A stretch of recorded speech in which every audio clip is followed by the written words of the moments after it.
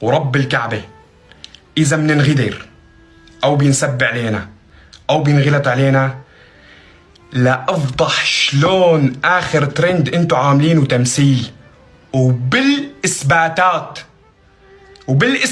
رح أفضح. إذا أي عملية غدر تجيني بوشي أنا معك.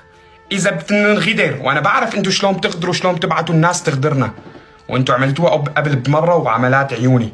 فإذا هالشي بصير وبننغدر وما بتجونا بوجهنا أو بتعملوا شغلات من ورا ظهرنا وبتعملوا وسخنات، قسما بالله على ترندك الأخير انت وطارق ونورس وألي صار من هالشوارب.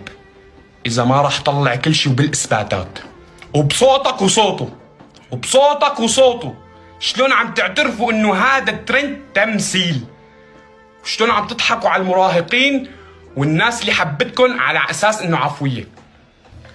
فأي شيء بيصير قسما بالله الترند الأخير تبع وائل ونورس وطارق وما بعرفين ليلى ما ليلى، هذا الأربعة الرباعي أساس علاقة حب، رح طلع بالإثباتات إنه أنتوا عم تمثلوا وعم تضحكوا على الناس كرمال ترفعوا مشاهداتكم، والناس عم تأثر فيكم. ها الناس بتحبكم لأني متأثرة، مفكرين هذا الشيء حقيقة.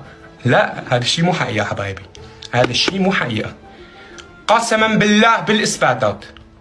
بقى كنوا وعدوا عاقلين. أنا بعد هذا اللايف رح أسكت، ما راح أحكي شيء، بس إذا بشوف سب أو شتم من دائرتكم اللي جنبكم اللي حواليكم، أشخاص بتعرفوها وأنا بعرف إنكم تعرفوها، طلعوا أو سبوا بعرضي أو بشرفي أو كذا، اللايف اللي بعده راح يكون تسجيلات صوت بصوتكم شلون عم تعترفوا إنه هذا الترند تمثيل.